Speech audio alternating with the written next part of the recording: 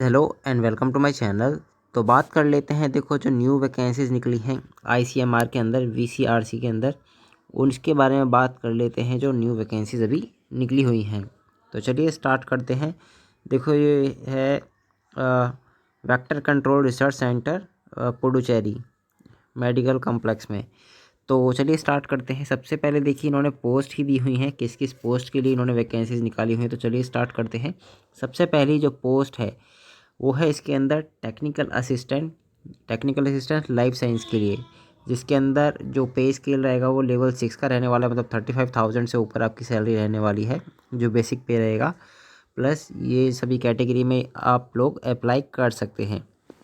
जो educational qualification इसके अंदर मांगी गई है वो मांगी गई है first class 3 year bachelors degree in life science from a recognised university at least any one of the following subject. मतलब किसी एक सब्जेक्ट में लाइफ साइंस में आपके पास में डिग्री होनी चाहिए, चाहे जूलॉजी में हो, चाहे माइक्रो बायोलॉजी में हो, चाहे मॉलिकुलर बायोलॉजी में हो, चाहे बायोटेक्नोलॉजी में हो। किसी एक में आपके पास में जो 3 ईयर्स की डिग्री है वो आपके पास में होनी ही चाहिए।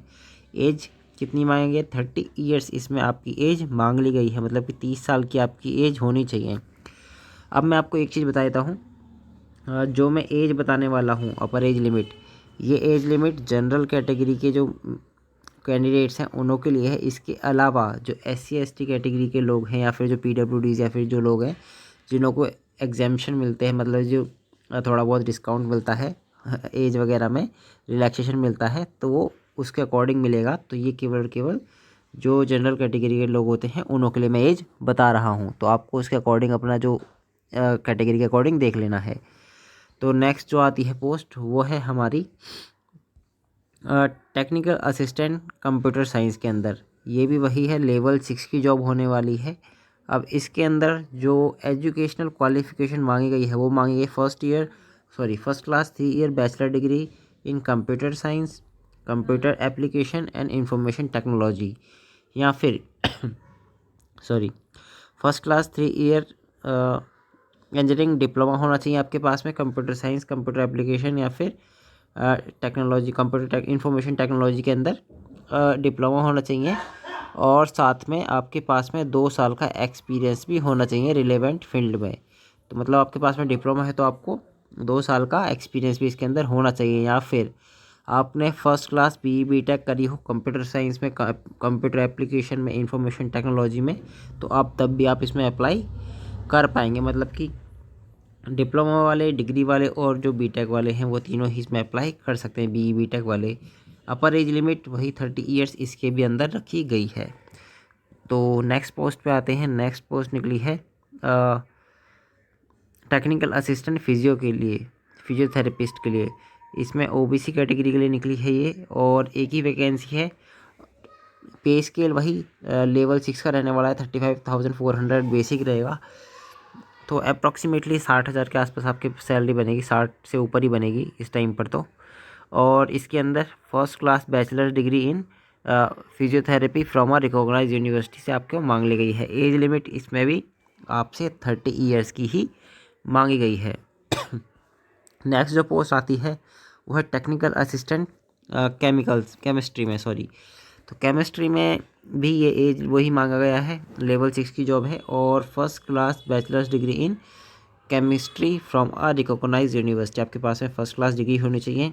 और एज वही 30 साल की आपसे मांग ली गई है। लेकिन इसमें जो पोस्ट है वो एक पोस्ट है EWS कैंडिडेट के लिए, मतलब कि जो इकोनॉमिकली वीकर सेक्शन है उसके लिए पोस्ट निकाली गई है।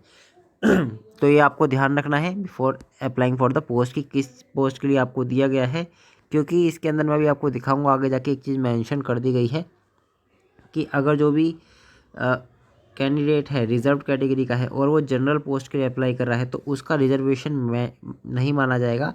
उसको विदाउट रिजर्वेशन ही अपने जो एग्ज़ाम है वो देना पड़ेगा। तो उसके लिए आपका रिजर्वेशन वैलिड नहीं होगा और आप जनरल कैटेगरी के लिए अप्लाई कर रहे हैं, तो ये चीज़ आपको ध्यान रखनी है। नेक्स्ट जो पोस्ट निकल कर आती है टेक्निकल असिस्टेंट सोशियोलॉजी, या फिर आपके पास में सोशल वर्कर की। तो इसमें भी पे स्केल वही रहने वाला है, लेवल 6 का। SC कैटेगरी के लिए पोस्ट है, एक ही पोस्ट निकली है।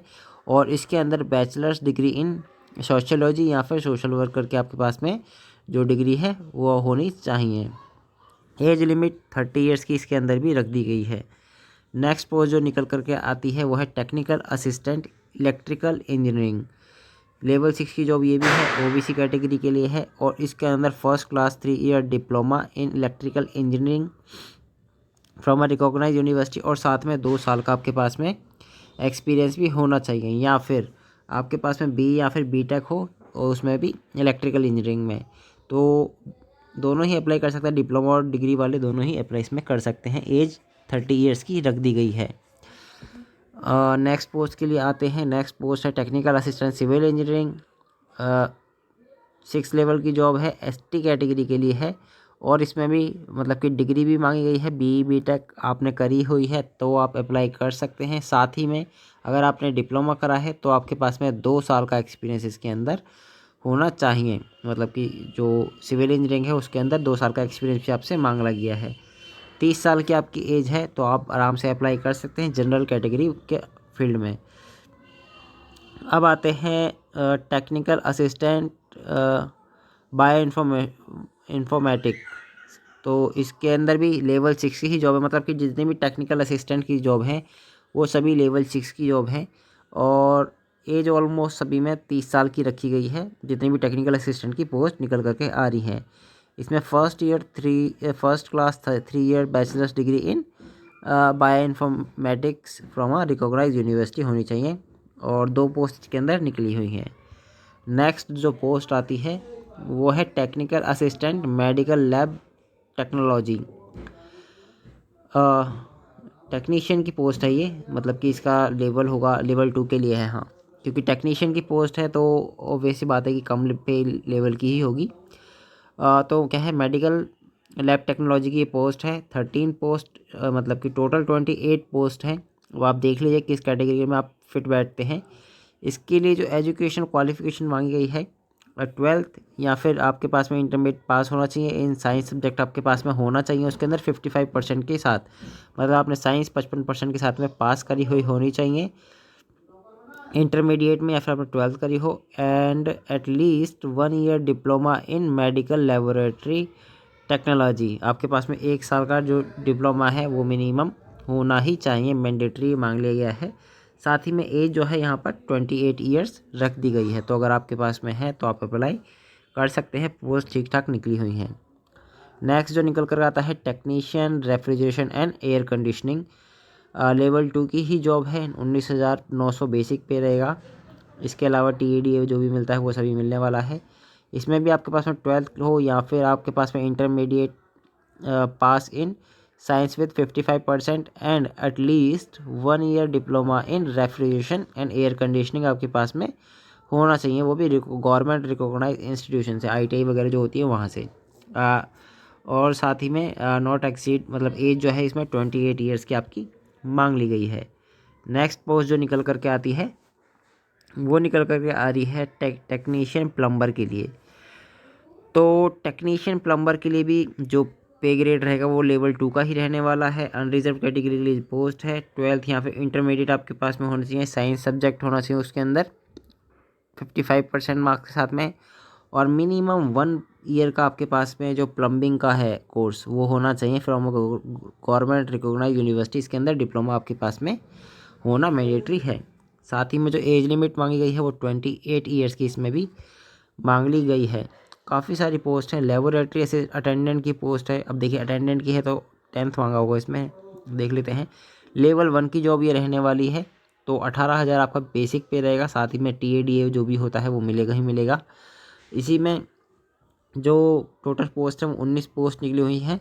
अब एजुकेशन क्वालिफिकेशन की बात करें तो इसके अंदर मांग लिया गया है आपसे 10th pass from with 50% in aggregate from a recognise university board, मतलब किसी भी बोर्ड से आपके पास में होना चाहिए, plus 1 year working experience in government recognise approved और रजिस्टर्ड लैब, मतलब कोई भी गवर्नमेंट से अप्रूव्ड लैब है, गवर्नमेंट ने अप्रूव करा हुआ है उस लैब को, या फिर इंस्टीट्यूट है या फिर कुछ भी है रिकॉग्नाइज कुछ भी होना चाहिए, लेकिन गवर्नमेंट से रिकॉग्नाइज होना चाहिए। वहाँ पे आपका 1 साल का एक्सपीरियंस है तो आप इसमें बेशक अप्लाई कर सकते हैं। साथ ही में जो एज है वो 25 ईयर्स की इसमें रख दी गई है। नेक्स्ट पोस्ट के लिए आते हैं laboratory attendant, catering and hospitality assistant. इसके अंदर भी एक पोस्ट निकली हुई है, लेवल 1 की जॉब होने वाली है। साथ ही में 10th क्लास मांगी गई है और वर्क एक्सपीरियंस आपका वही 1 साल का एक्सपीरियंस होना चाहिए आपका। Government recognise approved registered institute और ITI ट्रेड सर्टिफिकेट आपके पास में होना चाहिए, और ITI trade certificate is irrelevant. अच्छा, या तो आपके पास में 1 साल का एक्सपीरियंस हो या फिर आपके पास में ITI का सर्टिफिकेट हो, ट्रेड सर्टिफिकेट जो होता है 1 साल का, इस फील्ड में होना चाहिए। तो आप दोनों में से कोई भी एक चीज़ होगी तो आप इसमें अप्लाई कर सकते हैं। यहाँ पे आपको मेंशन लिखेगा ये सारी चीज़ें कि आपके पास में कोई भी एक चीज़ इसमें से होनी चाहिए। नेक्स्ट आते हैं लेबोरेटरी अटेंडेंट इंस्ट्रूमेंट के लिए। कहाँ गया, एक मिनट, लेबोरेटरी इंस्ट्रूमेंट मैकेनिक के लिए। इसमें भी 10th क्लास मांगी गई है और साथ ही में 1 ईयर एक्सपीरियंस मांग लिया गया है, वही गवर्नमेंट रिकॉग्नाइज अप्रूव्ड और रजिस्टर्ड इंस्टीट्यूट में, या फिर आपके पास में ITI का सर्टिफिकेट होना चाहिए। तो आपके पास में दोनों में से अगर कुछ है, 1 साल का एक्सपीरियंस या फिर सर्टिफिकेट, तो आप इसमें बेशक अप्लाई कर सकते हैं। साथ ही में एज लिमिट 25 ईयर्स की मांग ली गई है। अब एज लिमिट जैसा कि मैंने कहा है कि आपको गवर्नमेंट की तरफ से जो एज रिलैक्सेशन मिलते हैं वो मिलेंगे ही मिलेंगे, तो आपको उसमें सोचने वाली बात नहीं है। जो PWD कैंडिडेट्स हैं उनों के लिए इन कैटेगरीज़ में ये पोस्ट अप्लाई कर सकते हैं। मतलब कि टेक्निकल असिस्टेंट के लिए एक पोस्ट उन्होंने रिजर्व रख दी है, सभी कैटेगरी में आप लोग अप्लाई करेंगे, और लेकिन वो B कैटेगरी में रखी गई है। आपको पता होगा B कैटेगरी में आते हैं डीफ एंड हार्ड हियरिंग वाले जो लोग होते हैं वो होते हैं, अलग अलग कैटेगरी में अलग अलग लोग होते हैं। टेक्नीशियन के लिए एक पोस्ट रखी गई है और लेबोरेटरी अटेंडेंट के लिए भी एक पोस्ट रिजर्व रखी गई है PWD कैंडिडेट्स के लिए। अब अप्लाई करने के लिए ऑनलाइन अप्लाई ही करना है आपको, और लास्ट डेट से पहले पहले अप्लाई आपको कर देना है। और साथ ही में बिफोर अप्लाइंग फॉर द वैसे ही है, it is candidate is allowed to appear, छोड़ो इसको। Payment of the application fees, application fees आपकी कितनी होने वाली है, सबसे चीज़ ज़रूरी, तो वो होने वाली है आपकी 300 रुपये प्लस जो आपके चार्जेस होंगे, ट्रांजैक्शन चार्जेस, जो गेटवे के चार्जेस होंगे वो आपको पे कर देने हैं। लेकिन जो वुमेन कैंडिडेट्स हैं और SC/ST कैंडिडेट्स हैं, PWD कैंडिडेट्स हैं और एक्स सर्विसमैन वाले जो हैं, इन्हों को एग्जाम्प्ट कर दिया गया है फ़ीस पे करने से। सब, और इसके अलावा सभी को फ़ीस पे करनी है। इन्होंने बोल दिया application fee is applicable to all candidates including ICMR employees. अगर ICMR के एम्प्लॉय है तब भी आपको फ़ीस पे करनी है, ऐसा नहीं है कि आपको एग्जाम्प्ट कर दिया गया, आपको फ़ीस तब भी पे करनी पड़ेगी। केवल और केवल जो वुमेन PWD कैंडिडेट्स और SC/ST एंड एक्स सर्विसमैन, इन्हों को छोड़ा गया है, बाकी सबको फ़ीस पे करनी है। तो इसके अलावा जनरल मेल बचते हैं और OBC के मेल बचते हैं, तो उन्हों को ही फ़ीस पे करनी है। अब आते हैं कि सिलेक्शन प्रोसीजर क्या होने वाला है। तो यहाँ पे लिखा हुआ है सिलेक्शन पोस्ट, इन सभी पोस्ट के लिए जो पोस्ट दी हुई हैं यहाँ पर, इनों के लिए will be through the written examination होने वाला है, और उसके बाद में एक स्किल टेस्ट भी इसके अंदर कंडक्ट करा जाएगा। क्वालिफाई जो करेंगे लोग उन्हों को, मतलब जो रिटर्न में क्वालिफाई कर जाएंगे उन्हों को स्किल टेस्ट देना है, और जो स्किल टेस्ट है सिर्फ और सिर्फ वो क्वालिफाइंग इन नेचर होगा। मतलब जो मेरिट बनेगी आपकी वो रिटर्न के बेस पर ही बनने वाली है। और remaining post only written test, मतलब बाकी सभी पोस्ट के लिए, इन पोस्ट को छोड़ के बाकी सभी पोस्ट के लिए सिर्फ और सिर्फ रिटर्न टेस्ट होने वाला है, कोई भी स्किल टेस्ट नहीं होने वाला। अब आते हैं कि रिटर्न टेस्ट की जो स्कीम है, मतलब कैसे एग्जामिनेशन होने वाला है। तो देखिए, एक मिनट, रिटर्न, तो इसका सिलेबस क्या रहने वाला है। देखो, आपके जो रिलेवेंट सब्जेक्ट है, मान लीजिए आपने केमिस्ट्री से भरा है, या फिर आपने इंजीनियरिंग में, या फिर सिविल इंजीनियरिंग, इलेक्ट्रिकल इंजीनियरिंग, किसी भी पोस्ट के लिए भरा है, तो आपका जो रिलेवेंट सब्जेक्ट है उससे 60 क्वेश्चन आने वाले हैं, जिन्हों के 60 मार्क्स आपको दिए जाएंगे। इसके अलावा जो जनरल इंटेलिजेंस है, रीजनिंग वगैरह जो होती है, उसके 10 क्वेश्चन होने वाले हैं 10 मार्क्स के। General awareness 10 question 10 marks. Quantitative aptitude, मतलब कि जो मैथ्स होता है वो 10 मार्क्स के होने वाले हैं। साथ ही में English language basic knowledge 10 marks की आपकी होने वाली है। तो कितने हो गए 60 70 80 90 100 नंबर के क्वेश्चन हो गए टोटल। और आपको 90 मिनट्स का टाइम दिया जाएगा, मतलब 100 क्वेश्चन के लिए 90 मिनट्स का टाइम आपको दिया जा रहा है। तो ठीक ठाक टाइम है, आई डोंट थिंक कि इसमें कुछ प्रॉब्लम होनी चाहिए। नेक्स्ट निकल करके आती है, सॉरी जो ऊपर वाली पोस्ट थी वो थी हमारी टेक्निकल असिस्टेंट के लिए। अब जो निकल करके आ रही है ये है हमारा टेक्नीशियन के लिए जो एग्जामिनेशन हो रहा है वही। और इसमें भी ऑलमोस्ट सब कुछ सेम ही है। जो आपके रिलेवेंट डिसिप्लिन से है उसके 60 क्वेश्चन आने वाले हैं। बाकी जनरल इंटेलिजेंस से 10, जनरल अवेयरनेस से 10, एप्टीट्यूड से 10 और इंग्लिश से 10 क्वेश्चन आने वाले हैं। तो 100 मार्क्स हो गए, 100 क्वेश्चन हो गए, 90 मिनट्स का टाइम आपको दे दिया गया है। अब जो नेक्स्ट निकल करके आता है आपको पता होगा, अब बचता है हमारा लेबोरेटरी अटेंडेंट के लिए। तो इसके लिए रिलेवेंट सब्जेक्ट 20 क्वेश्चन होंगे। रिलेवेंट सब्जेक्ट में आपके जो हैं 20 क्वेश्चन आने वाले हैं। जनरल इंटेलिजेंस से 20 क्वेश्चंस, जनरल अवेयरनेस से 20 क्वेश्चंस, जनरल क्वांटिटेटिव एप्टीट्यूड से 20 एंड इंग्लिश लैंग्वेज से 20, मतलब सभी में 20-20 क्वेश्चन दे दिए गए हैं। 20-20 मार्क्स के होने वाले हैं और 90 मिनट्स का टाइम इसमें भी आपको दे दिया गया है। अब जो एज लिमिट है उसके लिए इन्होंने बोल दिया है the crucial date for the determining the age limit shall be the last date of the receipt of the online application. मतलब एप्लीकेशन की जो लास्ट डेट है भरने के लिए उसको इन्होंने रिकॉग्नाइज़ करा है, मतलब कि जो भी कट ऑफ डेट होने वाली है एज लिमिट के लिए वो उसकी लास्ट डेट होने वाली है, जो कि मैं भी आगे जाके डिस्कस करने वाला हूँ। एज लिमिट हो गई। हाँ देखिए, जैसा कि मैंने आपको बताया था, no age relaxation will be given to the SC ST PWDs non creamy layer and the candidate applying for the unreserved post. मतलब कि अनरिजर्व पोस्ट के लिए अगर आप अप्लाई कर रहे हैं तो आपका जो रिजर्वेशन है, रिलैक्सेशन, एज रिलैक्सेशन आपको नहीं दी जाएगी। उसके अंदर कोई भी एज रिलैक्सेशन आपको नहीं दी जाएगी। ये चीज़ आपको ध्यान रखनी है। डॉक्यूमेंट टू बी अपलोडेड, आपको डॉक्यूमेंट अपलोड करने हैं, लेकिन इसमें जो मेन चीज़ है मैं आपको ये चीज़ दिखा देना चाहता हूँ।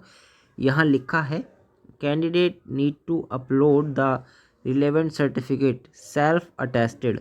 मतलब कि आपको सेल्फ अटेस्टेड जो कॉपीज़ हैं वही अपलोड करनी है at the time of the filling the online application. इन्होंने ये बोल दिया है यहाँ पे, मतलब कि आपको फ़ोटो कॉपी के ऊपर अपने साइन करने हैं एंड देन आपको अपलोड करना है। जैसे हम हमेशा करते हैं कि ओरिजिनल सर्टिफिकेट लिया और उसको अपलोड कर दिया, वैसा नहीं करना।